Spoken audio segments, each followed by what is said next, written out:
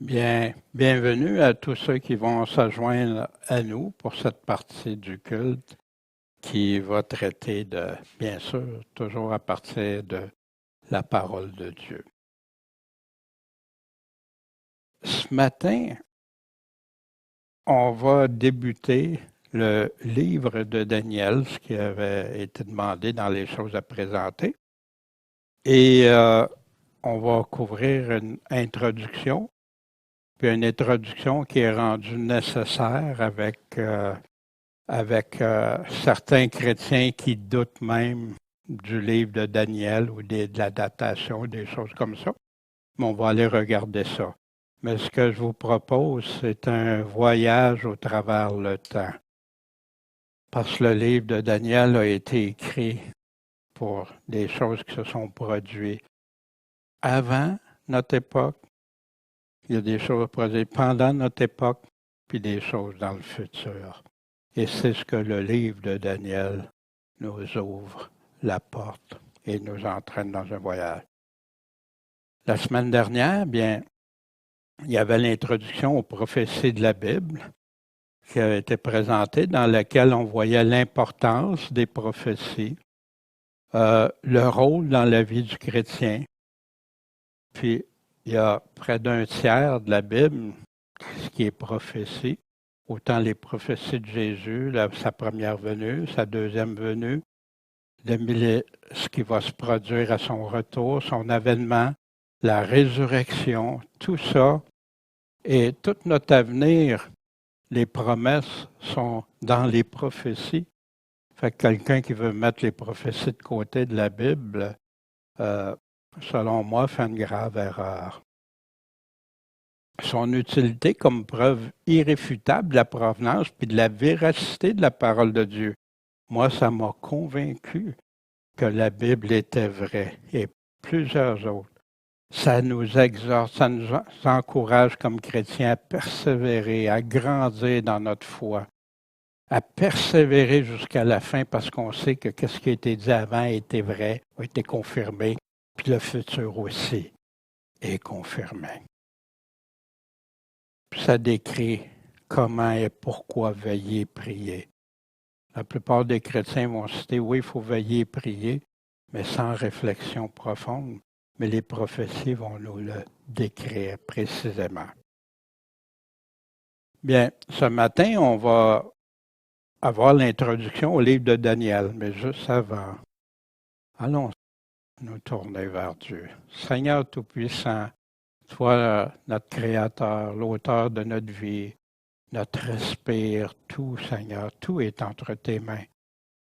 Seigneur, on veut commencer une démarche qui se veut d'être quelque chose pour nous édifier, nous exhorter, nous faire grandir dans la foi encore. Puis tu t'es servi de Daniel et Seigneur, on veut aller écouter.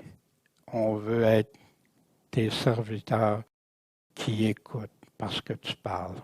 Seigneur, bénis-nous, fortifie-nous dans cette démarche.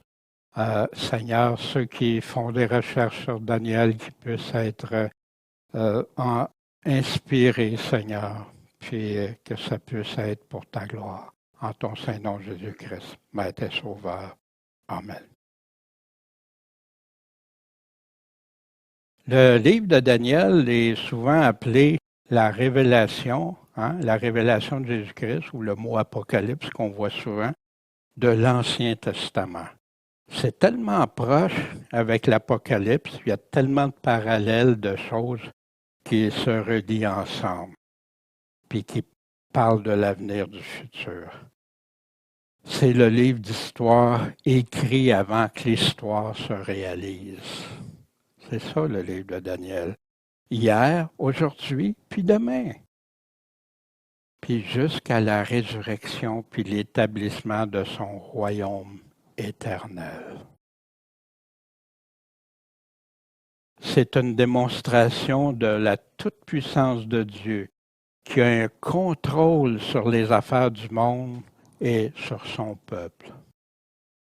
Dieu, au travers de Daniel, tu vois que Dieu a un contrôle. puis Dieu peut diriger, faire ce qu'il veut, il peut changer plein de choses comme il le veut aussi. Mais c'est un Dieu qui voyait d'avance, qui savait d'avance qu'est-ce qui arriverait. C'est un Dieu qui change les cœurs des rois. Il va les désigner comme un roi, comme autorité, puis il peut les détrôner aussi selon sa volonté. Le livre de Daniel est rempli d'exemples de ce genre. Dieu a manifesté le futur par des rêves ou des visions à des non-juifs, les rois, puis à Daniel.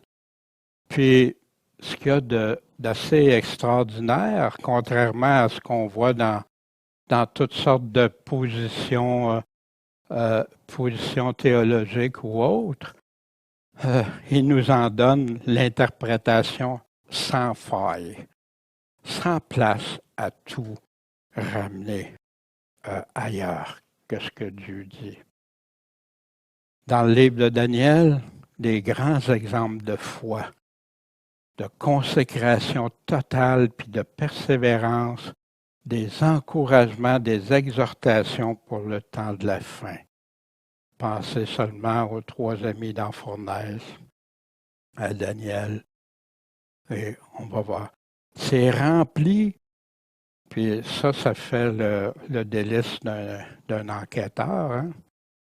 Un détective qui veut connaître la vérité, savoir la vérité. C'est rempli de faits vérifiables, des choses que tu peux vérifier, soit dans l'histoire, soit dans les faits historiques, soit des dates, soit plein de choses. Les rois qui étaient au pouvoir, des empires qui se sont succédés exactement comme Daniel l'avait dit, des années de référence, des époques. Chaque symbole ou image sont expliqués soit dans le livre même de Daniel, à l'intérieur même des 12 chapitres, ou même ailleurs dans la Bible. Et bien sûr, hein, on va revoir l'Apocalypse.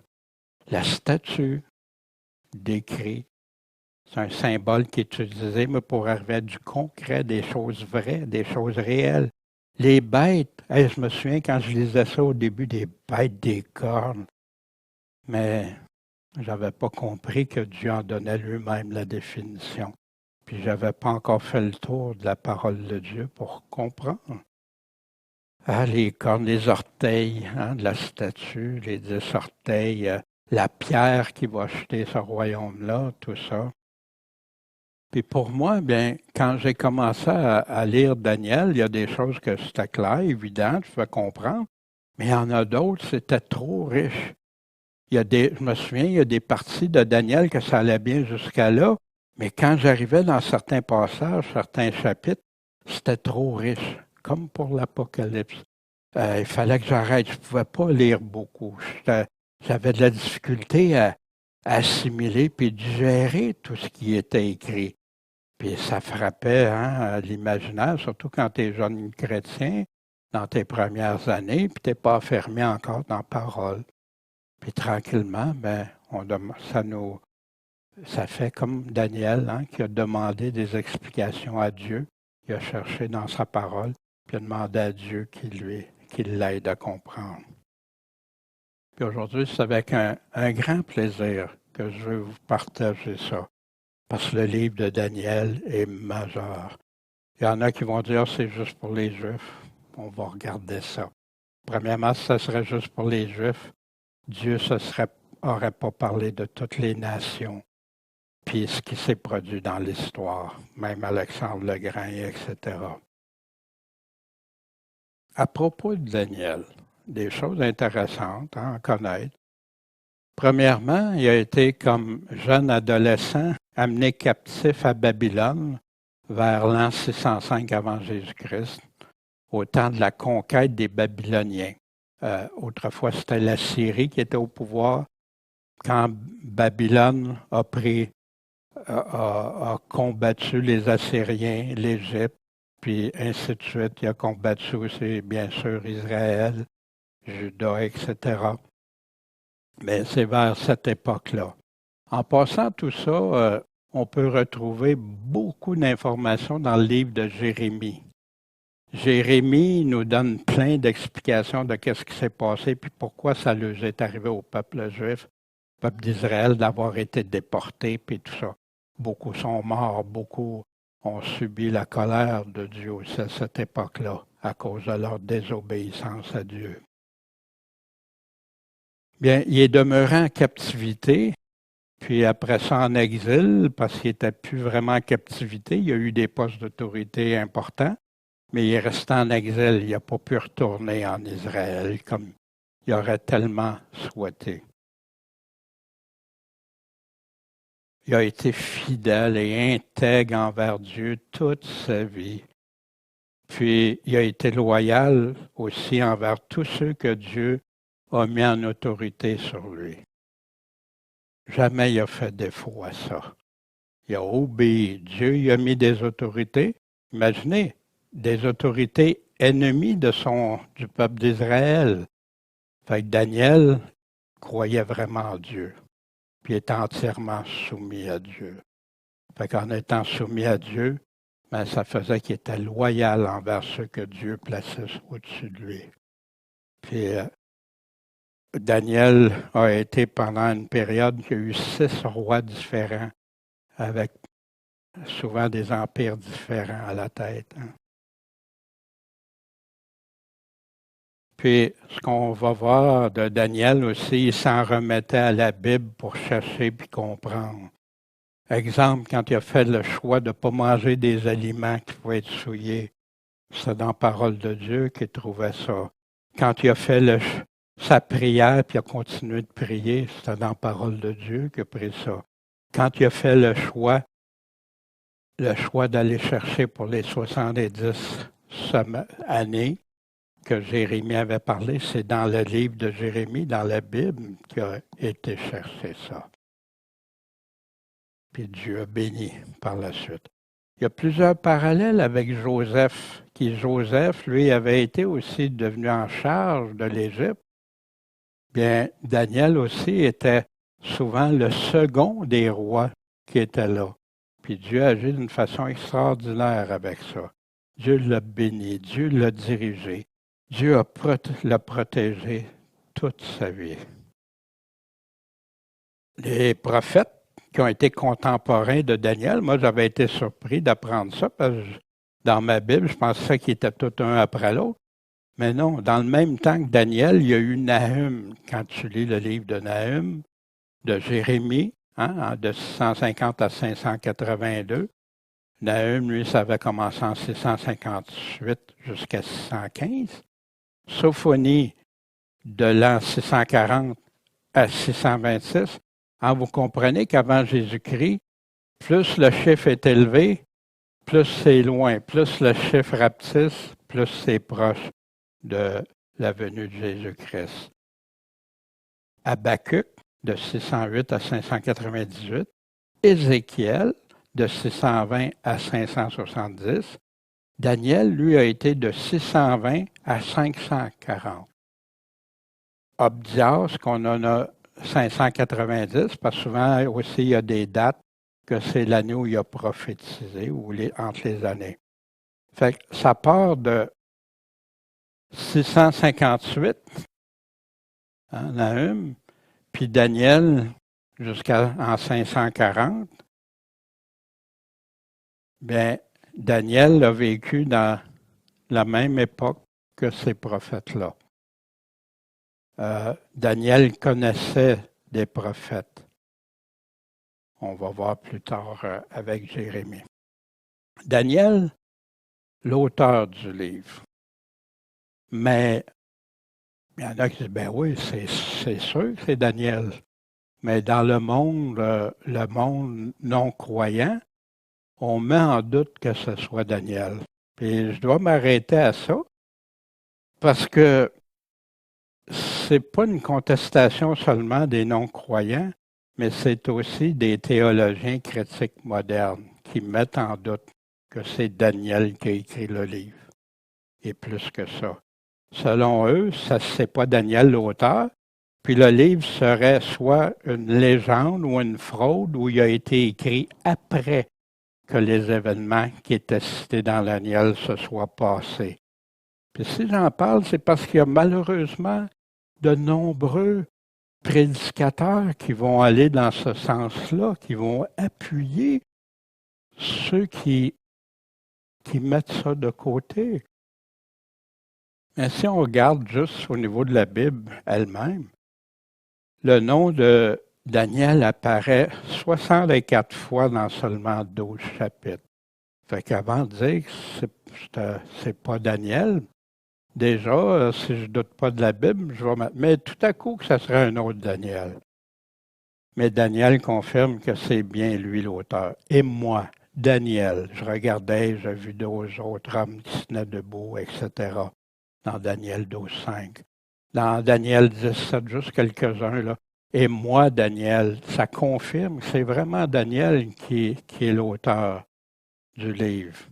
Puis ceux qui s'appellent à lui l'appellent Daniel, soit des rois, soit les anges. Puis il me dit, Daniel, homme bien-aimé, qui a été reconnu comme Daniel, homme bien-aimé, par tous les Juifs d'autrefois. Puis en passant, qui ont mis Daniel dans le canon de l'Ancien Testament. Le livre a été attaqué la première fois pour discréditer la parole de Dieu et les chrétiens par Porphyre, un philosophe des années 233-304 après Jésus-Christ. Il a écrit une série de 15 livres contre les chrétiens et la Bible. Il était dans le temps de Domitien. Son 12e livre, spécifiquement, attaquait directement le livre de Daniel, la date de réaction puis son auteur. Jérôme a même écrit à son sujet, puis il prenait tous les versets qu'il avait écrits, puis il démontrait qu'il avait tort. Voltaire, lui, s'en est donné à cœur joie pour ridiculiser la Bible puis les chrétiens. Mais étrangement, les théologiens aussi.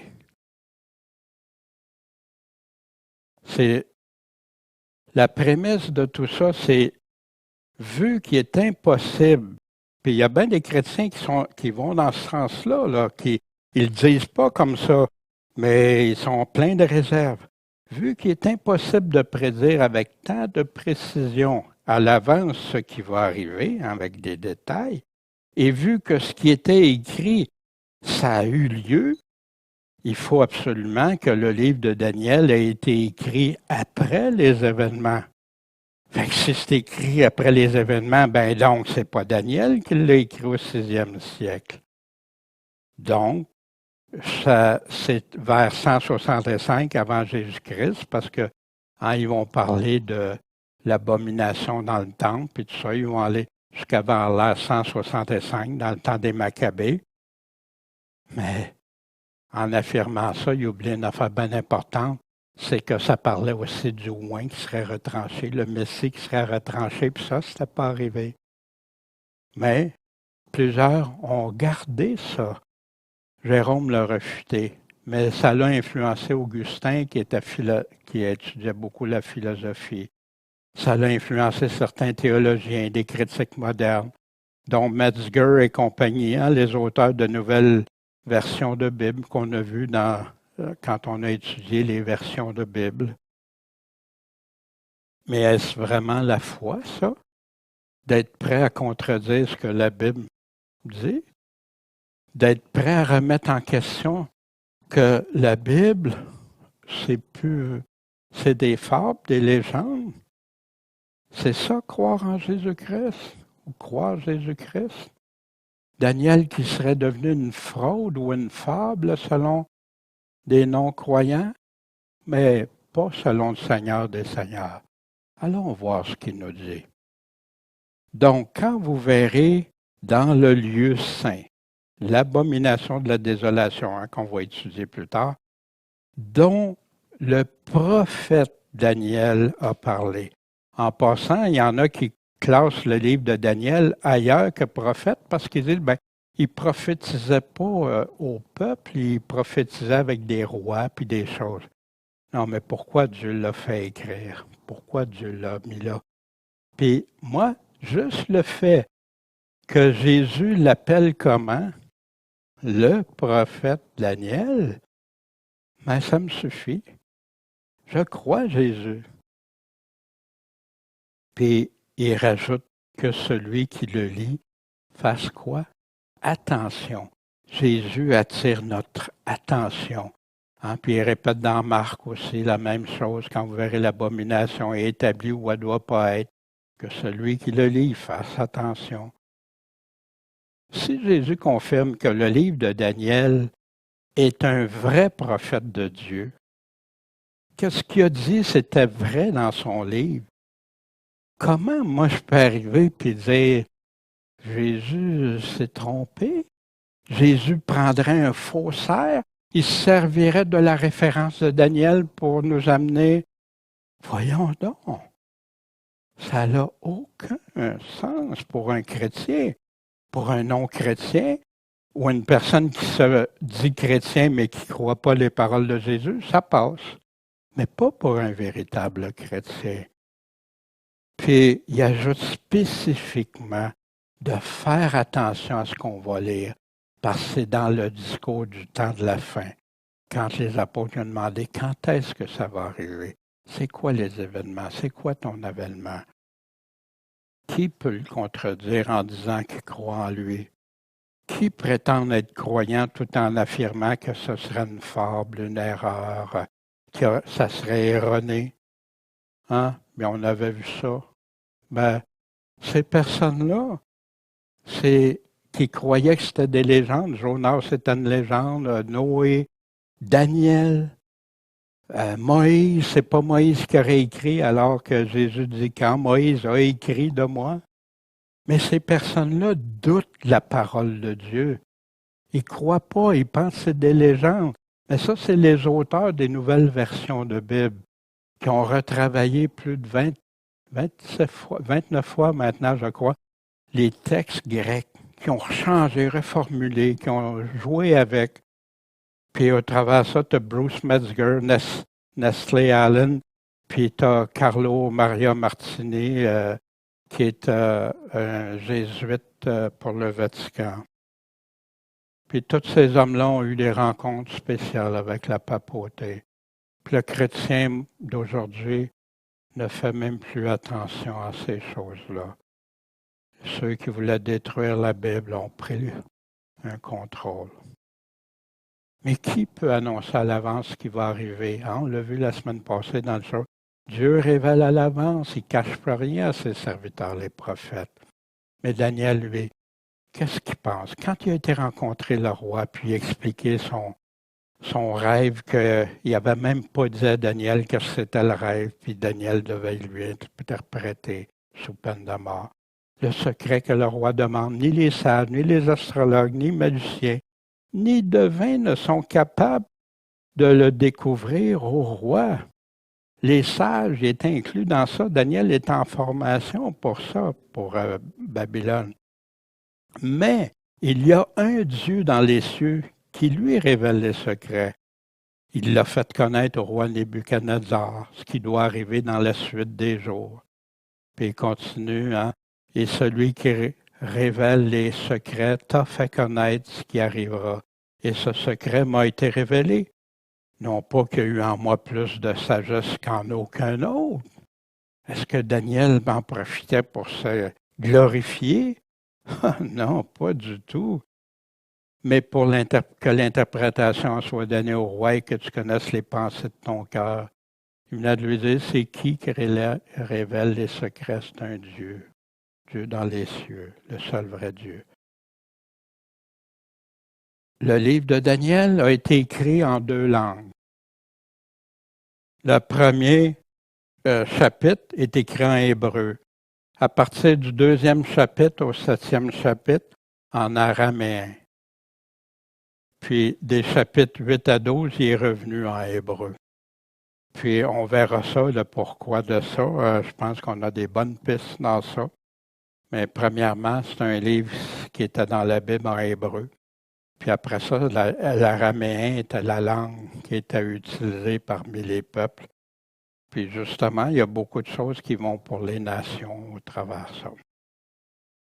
Dieu a réservé pour ceux qui lui sont fidèles, qui persévèrent en lui, à ceux qui croient en la Bible, qui aiment, puis qui cherchent la vérité, les explications et la compréhension et la vie éternelle.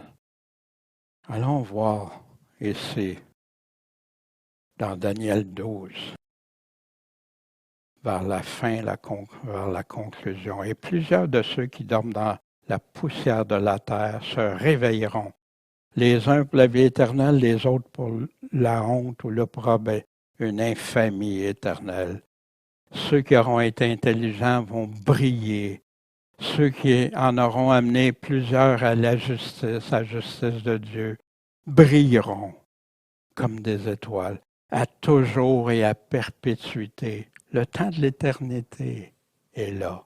Daniel le décrit. Et toi, Daniel, cache ces paroles et scelle ce livre jusqu'au temps de la fin. Fait que donc, c'est pour quand? Plusieurs vont parcourir quoi? Le livre. Et la connaissance augmentera. La connaissance du livre va augmenter. Puis c'est exactement ce qui se passe de plus en plus. Et moi, j'entendis, mais je ne compris pas. Mais c'est quoi la fin de ces choses? Va Daniel, parce que ces paroles sont cachées, scellées jusqu'au temps de la fin. Plusieurs vont être purifiés, blanchis, éprouvés. Mais les méchants, eux, vont agir avec méchanceté. Puis aucun des méchants ne comprendra. Mais qui va comprendre? Les intelligents. C'est qui les intelligents? Il vient juste de nous le dire. Puis Dieu dit qu'il va envoyer une puissance, dans Thessaloniciens, il va envoyer une puissance d'égarement à ceux qui n'ont pas l'amour de la vérité. Que ça ne les dérange pas, que ce soit ça ou d'autres choses. Non, aime la vérité, achète la vérité. Ça nous dit dans le Proverbe. Le livre de Daniel, c'est une chronologie soutenue. Il y a beaucoup d'ordre dans le livre de Daniel. Originalement, il n'y avait pas de chapitre. Mais contrairement à certains livres, les divisions des chapitres sont assez fidèles aux événements.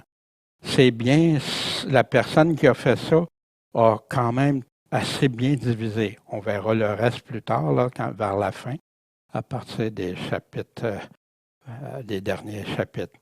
Des répétitions et des thèmes avec développement progressif, comme d'autres livres prophétiques. Ce que ça veut dire, c'est que tu as il parle d'un sujet, exemple dans Daniel 2, il parle de la statue. Après ça, il va revenir dans le chapitre 7.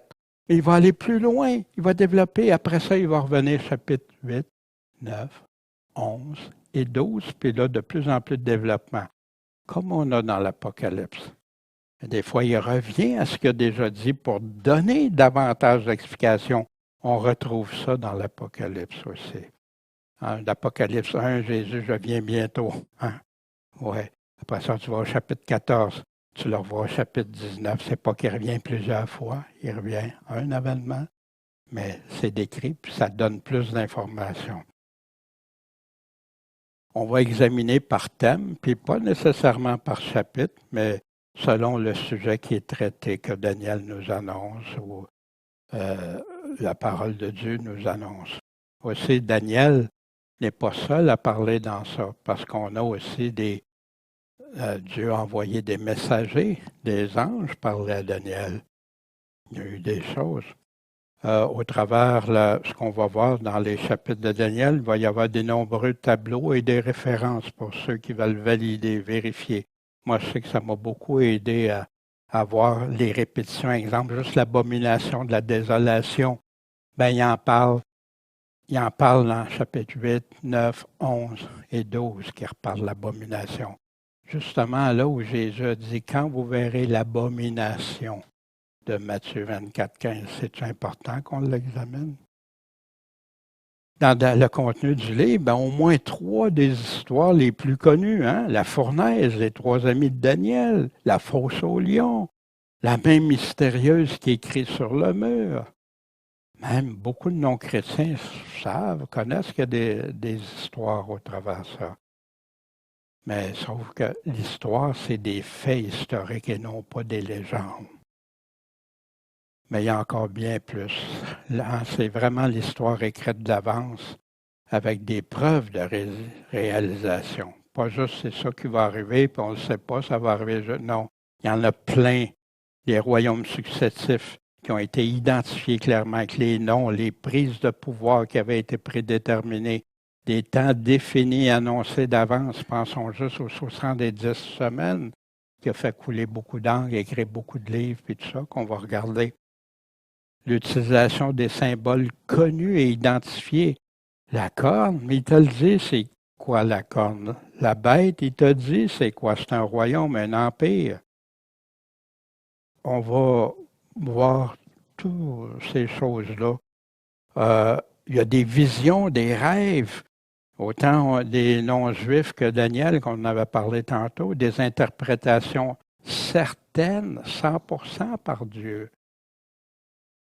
De nombreuses références au temps, aux époques, aux géographies, beaucoup de passages parallèles internes que tu peux aller voir dans le livre même qui reparle des mêmes sujets, des mêmes choses, mais aussi beaucoup dans les autres livres de la Bible, la Révélation, Jérémie, Ésaïe, Ézéchiel, on va voir Sophonie, Zacharie, on va voir Dieu donne plein de références au même sujet, au même thème. Beaucoup de comparatifs, bien sûr, avec l'Apocalypse.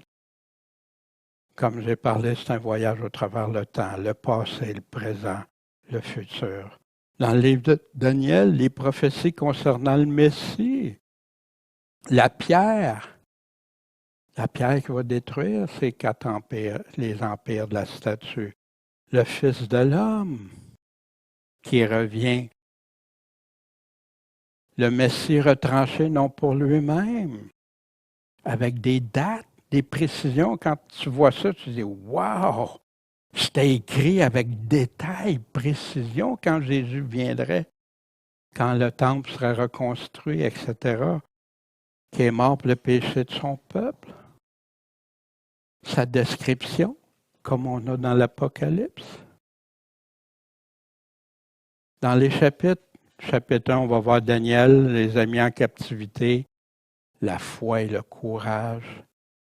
Chapitre 2, le rêve, statue, les révélations de Dieu. Qu'est-ce que Dieu a dit que c'était? Chapitre 3, les amis confrontés à fournaise ardente, un exemple de foi extraordinaire, déterminé. Un autre rêve, au roi, l'arbre, puis la destinée du roi. Tout a été prédit, tout est arrivé à la lettre. Puis en plus, ça nous donne une référence pour savoir quand il parle un temps, des temps, ou quand il parle de semaines, des périodes de 7, on verra ça. La main mystérieuse qui est écrite sur le mur, la chute de Babylone prédit, réalisée le lendemain.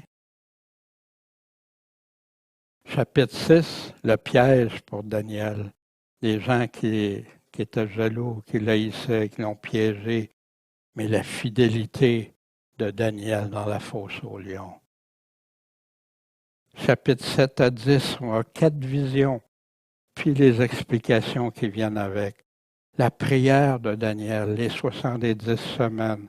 Au chapitre 11, on va avoir des faits historiques, puis on va avoir aussi à partir du verset 21 les actions de l'Antéchrist. Il y en a qui disent c'est Antiochus. Non, c'est vraiment le même individu à partir du verset 21 aller jusqu'au chapitre 12. Les persécutions, l'Antéchrist vaincu au chapitre 12, la résurrection, le royaume éternel. Une petite attention à faire attention. La plupart le savent, mais d'autres aujourd'hui ne le savent pas. Attention aux livres apocryphes, les ajouts. Dans Daniel, dans la version de Théodotion, qui est reconnue par l'Église catholique de Rome, mais pas par les autres, en tout cas pas la plupart, le contenu, il rajoute à Daniel chapitre qui parle d'une prière d'Azaria sous forme cantique. Suzanne, une femme qui aurait été, pour être amenée à force à pécher par 2 anciens. puis Belle et le serpent ancien, le dragon. C'est des livres. Ah, puis tu lis ça, ça peut être séducteur même pour certains qui lisent ça. Il y en a, waouh, waouh, waouh. Mais ça a été rejeté dans le canon de l'Ancien Testament par les Juifs. La version des Septante en grec n'a jamais utilisé ça. Les gens mentionnent que le livre aurait été écrit beaucoup plus tard. Mais la vérité, c'est qu'il y a des récentes études linguistiques qui ont démontré que le hébreu qui était utilisé dans le livre de Daniel prédatait celui qui était trouvé dans les manuscrits de la mer morte, qui ont été réécrits durant le 2e siècle. C'était plus le même hébreu. L'hébreu avait changé, il y avait des choses. Fait que là, ils ont pu dire, wow, c'est pas le même. Puis que quand l'araméen qui était utilisé dans le livre de Daniel était comparé aux documents impériaux officiels à partir du 6e siècle et par la suite, il s'agit bien de l'araméen qui était utilisé entre l'an 600 et 330 avant Jésus-Christ, pas au 2e siècle comme prétendu. Fait que Dieu rencontre les objections des non-croyants. Dieu les confronte, puis il les confronte souvent avec des pierres. Les pierres parleront, les pierres crieront. Hein? Je vous dis que si ceux-ci se taisent, les pierres même crieront, vont le dire. Puis, on va voir, puis ça, c'est à partir des tablettes qu'ils ont retrouvées du temps, qui ont pu déterminer ça, analyser ça. Dans l'archéologie, plusieurs choses vont confirmer l'existence du livre de Daniel ou ce qui est écrit, la stèle de Nebuchadnezzar. Hein? La 3e année du règne de Jéhoiakim, le roi de Juda, Nebuchadnezzar, roi de Babylone, vint contre les Jérusalem et les assiégea. Il y en a qui ont osé prétendre que c'était pas ça. La stèle a dit le contraire, elle confirme ça. Les tablettes de Nébo-Sarsékim. Nébo-Sarsékim, qui était le chef des eunuques, qu'on va voir, qui s'occupait de Daniel et ses 3 amis. On le retrouve dans Jérémie, Sarsékim, chef des eunuques. Dans Daniel 1.3, le roi ordonna à Asphénaz, puis on va voir ça, les noms qui s'interchangent beaucoup avec les Babyloniens, pas juste eux, mais beaucoup. Ils nomment un nom, ça peut être comme, si vous voulez juste simplifier ça, un nom de famille ou un nom de descendance ou un nom connu des gens. Chef des eunuques d'amener d'entre les enfants d'Israël, de la race royale et des principaux seigneurs. Puis c'est un passage parallèle à Jérémie. C'est la Bible, mais ça, il retrouve ça sur la tablette que ça s'est produit. L'archéologie, le livre de Daniel et Babylone. En haut ici, ça vient une image de Google Earth. Saddam Hussein, en 1987, qui a voulu reconstruire Babylone. Puis, en bas, c'est un plan de Robert Caldewey, qui avait fait le plan de Babylone avec les informations. On se souvient Babylone, les jardins de Babylone, il y a plein de choses historiques qu'on peut retrouver qui confirment le temps de captivité, qui parle d'Israël, le peuple, tous les peuples, ils n'ont pas juste amené Israël, ils ont amené d'autres peuples avec eux. Quand Nebuchadnezzar disait « J'étais tranquille dans ma maison », on a vu des premières choses, fleurissant dans mon palais, hein? On a vu la porte tantôt en bleu. Ben ça, c'était la porte du mur sud-est qui reste encore, qui existe encore. Dans les chroniques babyloniennes. Ça relate les événements survenus au début du règne de Nebuchadnezzar, entre 605 et 585. Ça confirme également plusieurs détails qu'on retrouve dans 2 Rois 24, 10 à 17. Ben, j'invite ceux qui sont intéressés d'aller fouiller ça, d'aller lire les passages. On n'a pas le temps dans juste une introduction et un survol. Déjà, il y a beaucoup d'informations. Le Silène de Nabonide, le roi de Babylone, qui relate les rénovations pour le dieu de la lune, Sin. Ce que les gens qui disaient, il n'y a pas eu de fils, ça les confronte parce que Nabonide, l'histoire sait maintenant qu'il s'est exilé pour aller vivre en Arabie, puis qu'il a laissé à son fils le contrôle de Babylone. C'est ce même fils-là qui va se faire enlever le royaume. Puis quand il offre la 3e place à Daniel, pourquoi il n'offre pas la 2e place? Parce que lui-même est en 2e place. Son père l'a placé là. Puis il y en a qui disaient, ben non, il n'y a pas de fils, ça. Sur le cylindre de Nabonide, il fait une prière pour lui-même, puis son fils Belshazzar. Des historiens antérieurs affirmaient que Nabonide était le dernier roi de Babylone. Pourtant, quand ils ont retrouvé dans l'archéologie, c'est pas ça.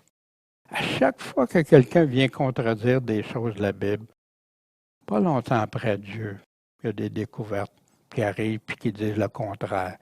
Mais souvent, ces personnes-là sont déjà décédées, ou c'est la honte, ils perdent leur crédibilité. Mais ce qu'il y a de plus absurde, c'est que d'autres prennent leurs écrits puis ils continuent avec ça. C'est un roi babylonien nommé Belshazzar était inconnu avant le 19e siècle. Fait qu'au lieu de croire la Bible, on va croire ce que certaines personnes nous disent pour douter de la parole de Dieu. Dans les chroniques de Nabonide, il relate les derniers 5 ans du règne de Nabonide, le roi, et la chute de l'empire babylonien aux mains des Perses, ce que Daniel avait prédit avec la main qu'il est en train d'écrire. De nombreux détails confirment la chute sans qu'il y ait eu besoin de guerre. Il n'y a pas eu de guerre, là. Ils sont rentrés, puis ont réussi à prendre le contrôle. Fait qu'ils n'ont pas eu besoin d'armées qui se combattent, puis tout ça. Le cylindre de Cyrus.